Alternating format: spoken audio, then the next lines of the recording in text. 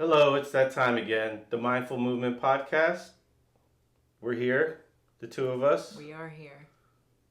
We have some exciting things to discuss and share with our amazing audience.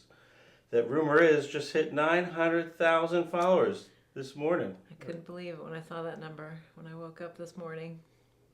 It's a timely celebration. Why is it timely? Well, we had a delivery at our house this morning, and I opened up a package, and there was this book on our doorstep. And the author, I seem to know very well. Her name is Sara Raymond, who happens to be joining me today. Yay! Sarah's got a book out, people. So that's pretty exciting. I thought it would be bigger. That's what she said. Okay. Oh, no. We had to start over. We can't include that? Why not? No. We don't have bosses here. We are the bosses of the Mindful Movement. All right. We'll keep going. You Are Not Broken by Sara Raymond. A compassionate guide to uncovering inner wisdom and transforming your life with hypnotherapy. So this book provides hypnotherapy? It provides hypnosis processes to go through on your own, yeah. Nice. I'm very proud of you, Sara. I know you put a lot of work into this, even though it's not as physically big as you expected. I know that a lot went into it. A lot definitely has gone into it. A lot of work with clients. It taught me so much along the journey. A lot has gone into it. And I'm sure a lot of work on yourself. What do they say? You write the book that you need to read? Absolutely. That is true. Shut up. Yeah. Why'd you write the book? That's a good question. I would say the primary reason is to, it may sound cliche, but help more people. You know, I only have so many hours in the day, and there are only so many people in the world that want my help, that can afford it and have the capacity to work directly with me. So took the process that I use one-on-one and in groups and put it into a self-led option for folks to do on their own and get started. Help the people. Help the people. Help the people. Well, I applaud you for your efforts. People need help, and I think you're a fantastic person to provide help. Thanks. I like helping. I didn't get a chance to read it yet. Oh my gosh. It just... How can you interview me if you haven't even read the book? Well, I flipped through a little bit. Just kidding. It just arrived like 2 hours ago. I'm just kidding. I haven't read through it either. I mean, I wrote it and I read through it many, many times in the process, but since it's arrived in this physical copy, I have also not read it, so. And you wrote it, let's give credit where it's due. Somebody helped you? Yes, absolutely. That was an amazing process to work with someone to go through. So. And her name is? Leah. Yeah. Leah. She's great. So I noticed in the brief flip through that I had that there's like, now it's your turn idea. This seems like a interactive book to some level. Absolutely. I would say that in my being, I'm a teacher, and I think that, excuse me, that's my nature, to teach what I know and what I believe in. And so this is a teaching tool. So between the methodology and the stories and the exercises or processes, it's a way for me to teach the reader to help themselves. Okay, so this has like structure to it where It does. It would kind of parallel what you would bring, the process you would bring somebody through if you were working one-on-one on an ongoing basis. Correct. So you could look at it as a self-led course in a book if you wanted to. I mean, if you wanted to use it in that way. Okay. Yeah. So you essentially wrote it to reach more people. Correct. Partly, it does seem like you've altered the way you spend your time a little bit. So we have other exciting news on our other business, but you have basically opened a second Pilates studio locally, Yes, which that has is taken true. some of your attention. Which, for the listeners, if you really want to get the full Sarah experience, come to Maryland and take one of her Pilates classes. The You have Sara experience. 2 locations to choose from. If you're out there and you make the trip to Maryland, we will comp you a class. So if you could find a way to get here, it's on us. Well, we also, it's not up yet for registration, but I am going to be offering a workshop in January that will be a group hypnosis experience that will include some of the aspects that I use in this book and with clients. So that's another opportunity in January. Nice. So that's right around the corner. It is. It is almost the end of this year. This year's just about wrapped up. Mm-hmm. What other things are there to share? Oh, we have had, I don't want to say complaints, but comments over the years about accessibility to the recordings for people that want to purchase and download the recording. So we are really close to finalizing the updated interface on YouTube where if you listen to a video and you really like it, you could just buy it right from there. Correct. More easily.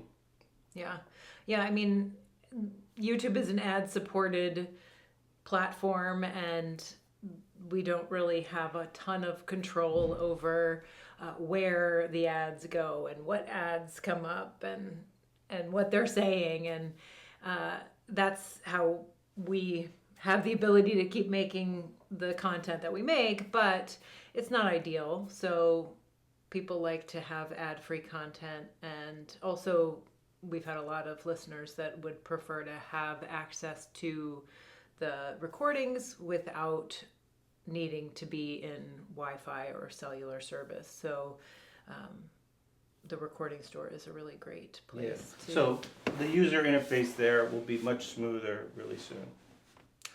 Hopefully. Hopefully. I mean, being an online business, we're not the most tech savvy people of all time. I don't know what you're talking about, Sarah. I learned how to use Zoom and now Riverside for the podcast. Amazing. Huge technological accomplishments. Yeah, it's true. Of course, I have to pay someone to edit them because I wouldn't be able to do that. But, we all have our strengths. It's true. It's true. So, what else would you like to tell people about the book? Who's it for, maybe? Well, I'd like to start with a little bit about the title and the overarching belief that I bring to the content. The title being "You Are Not Broken," meaning,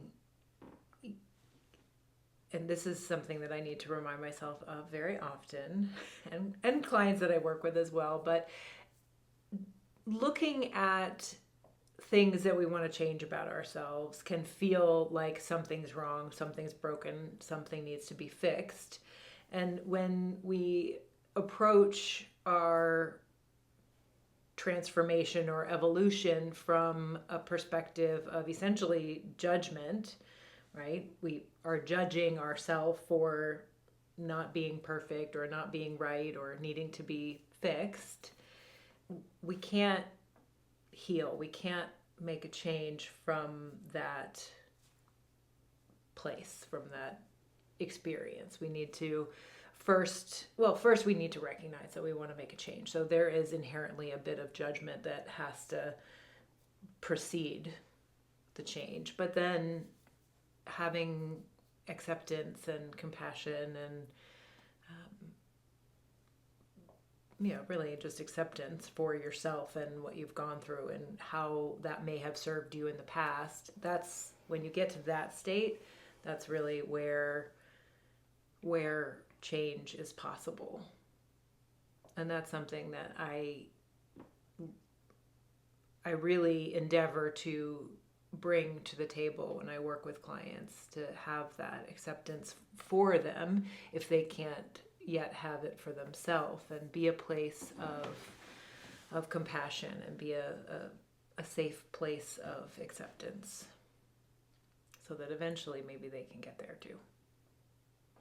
Well, I've never met anybody that exudes that energy more than you, of Thanks. acceptance and I try. compassion.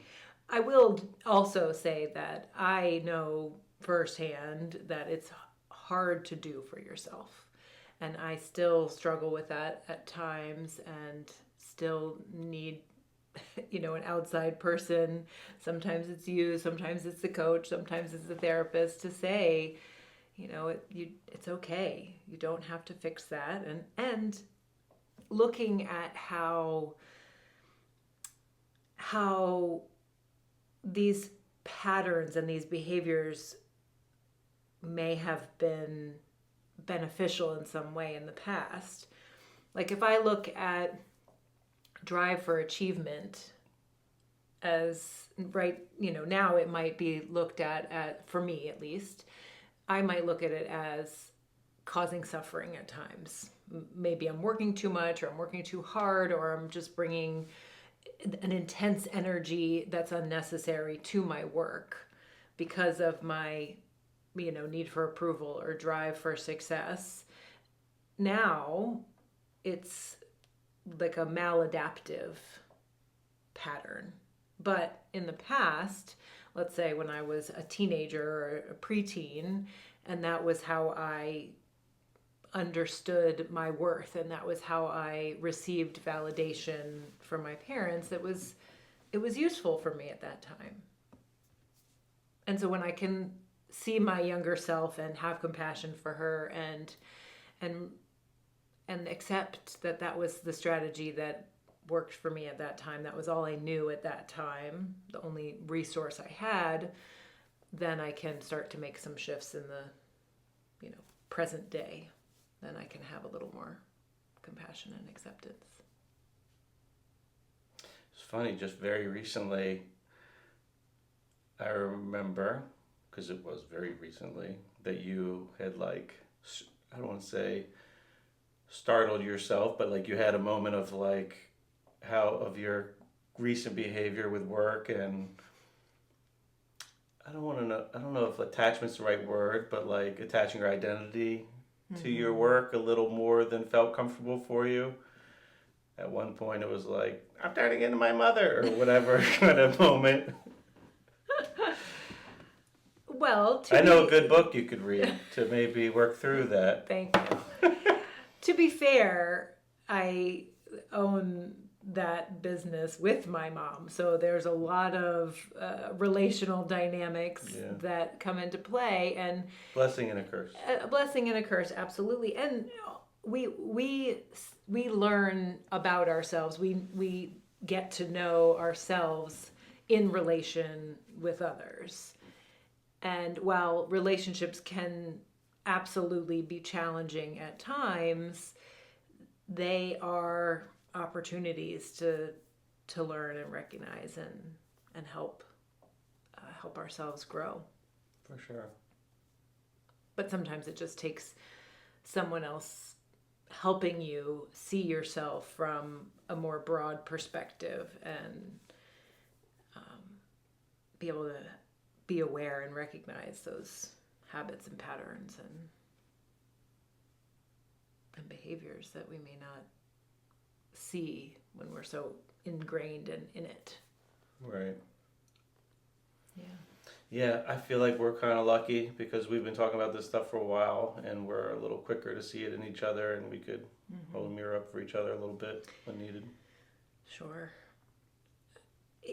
It's interesting to think back about, when we first got married and were raising young children, and how different we are today than Yeah, there's we a were lot back more then. gray in my beard. Yeah, I've got some wrinkles too to show. Is You're not life. broken. It is life. I'm not. They're just I'm not mad at it. It's life. Yeah. It's been nice to watch you go through the process of writing this book. There were, we have routines. We have a history of routines, and even though it disrupted some of those routines that I think we both cherish, like over morning coffee or whatever, and there'd be days where you'd be going across the hall in the office at work and going through your ritual, and I'd be all alone, but You're okay. You're a big boy. I know, I am a big boy. A little too big right now. But it looks like something really beautiful came out of that. And I'm excited for the people that get to tap in to the gifts that you've been cultivating. If we have time, there's one other thing I'd like to share about the book, if that's okay. I'll see what I can do. Let me extend the timer here. Okay. All right, smarty pants. The other thing that I think is important to touch on is the inner wisdom pieces, which is in the subtitle. The idea that we each have all the answers that we're seeking within ourselves, I think is important, and that's part of the design of the cover, which I know you're not in love with, but It'll grow on me. I think I was just taken aback. It's just a little different when I think of you, and I think of this like warm, nourishing person. I saw this, and I was and like, that's that not a doesn't- picture of me. Right. Right? It's an image of potentially the reader. It's not even meant to represent an actual person. Oh, It's I misinterpreted. it's the idea. It's the energy of the inner wisdom and Okay. the not brokenness or the enoughness that I'm trying to help the reader embody. Gotcha. Okay. Well, I think that whole message of not brokenness is really important, and it's not just for healing yourself, the stuff that you're trying to navigate, but in relationship with others, it allows you to ask different questions instead of judge. Like if somebody is maybe doing something, some action, behavior that initially, I don't want to say like triggers you, but maybe just pisses you off, or like you find anger or something in the presence of like witnessing somebody doing something, whether it's somebody in person that you see in real life, if it's, I don't know, a politician on TV or whatever. It's like you could hold framework of like, what happened to them? Like, how did they get there? Like, that person's not broken either. Yeah. They're just in the same human experience, affected by the cumulative momentum of all the moments that led up to that moment of their life. Yeah. And then it's like you could be more even-minded and compassionate for other people and not generate all the suffering out of thin air just because someone that maybe you don't even know or doesn't know you or never will like did something. Well, I believe the more we each practice self-compassion, self is for ourselves, but the more we all practice self-compassion, the more it will seep out into our interactions with others, right? Making the world a better place. You Are Not Broken by Sara Raymond. Thanks for writing this. And for the listeners out there, check it out. Give it a try. See if it moves you and helps you. And we would love, I'm sure you would love some feedback from the community. Yeah, that would be great. And this can be, I'm sure we'll have a link here, but this is on Amazon? It's on Amazon. That's probably the best place to buy it. And we'd love to have some reviews on Amazon so other people can find the book and be helped by the process inside of the book. Yeah, leave some reviews. That'd be cool. But if you have a negative review, don't leave that review. All feedback is good feedback, I would say. Yeah. Fair enough. Anything else you want to add? That's it. Thank you for taking the time to chat with me. I appreciate it. Always a pleasure. Thanks for listening, everybody. And I hope you all have a great day.